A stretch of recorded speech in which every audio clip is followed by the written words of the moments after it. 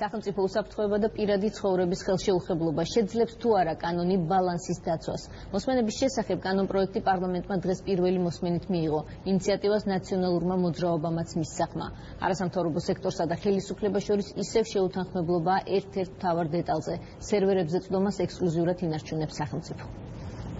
97 მომხდარი არც ერთი წინააღმდეგი კანონპროექტი პირველი მოსმენით მიღებულია. სამუშაო კვირაში ქვორუმის არარსებობის გამო ერთხელ ჩავარდნილი პროექტი დეპუტატებმა დღეს რიგგარეშე სესიაზე ერთხმად დაამტკიცეს. საჭირო ხმების მობილიზება 19 მაისის სხდომისგან განსხვავებით პრობლემა არ გამხდარა.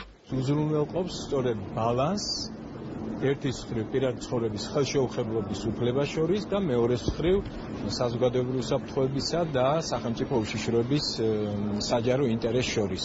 კანონპროექტს კენჭი ყველაზე მთავარ საკითხზე შეთანხმების გარეშე უყარეს. მობილური ოპერატორების სერვერზე წვდომის უფლება ისევ სახელმწიფოს ხელშია. ეს შეგეხება ისევ გვისმენენ კამპანიის ორგანიზატორები, ისევ აპროტესტებენ, რომ სამართალდამცავებს საუბრების მოსმენა მობილური კომპანიების სერვერებიდან ყოველგვარი ნებართვის გარეშე შეუძლიათ. სამართალდამცავებს მხოლოდ იმ შემთხვევაში მიუწვდებოდათ ხელი კომუნიკაციაზე, მას შემდეგ რაც ამის შესახებ იქნებოდა სასამართლო სპეციალური ნებართვა, ამ ნებართვით მივიდოდნენ თქვათ ისინი მობილურ ოპერატორებთან და მობილური ოპერატორები და მისცემდა მათ შესაძლებლობას ქონოდათ წვდომა სხვადასხვა პიროვნების პირად კომუნიკაციაზე. ძალიან მნიშვნელოვანი ნაწილი დარჩენილი, რომელიც არ გადის და ეს არ იქნება ასე თქვა სრულყოფილი რეფორმა თუ გასაღების საკითხიც არ გადაწყდა.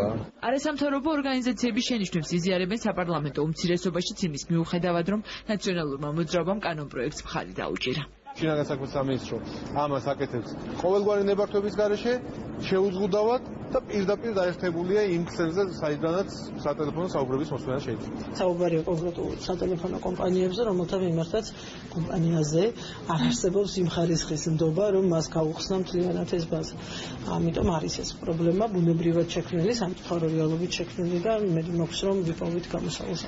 ვის უნდა ჰქონდეს მოსმენების ტექნიკური გასაღები ანუ წვდომა სერვერებზე. აზრთა სხვადასხვაობის გამო საკითხის განსახილველად მმართველმა გუნდმა ოპონენტებს სპეციალური კომისიის შექმნა და 1 ნოემბრამდე კომპრომისულ ვარიანტზე შეთანხმება შესთავაზა. მანამდე კი კანონპროექტს ივნისის ბოლოსთვის მეორე მესამე მოსმენით დაამტკიცებენ.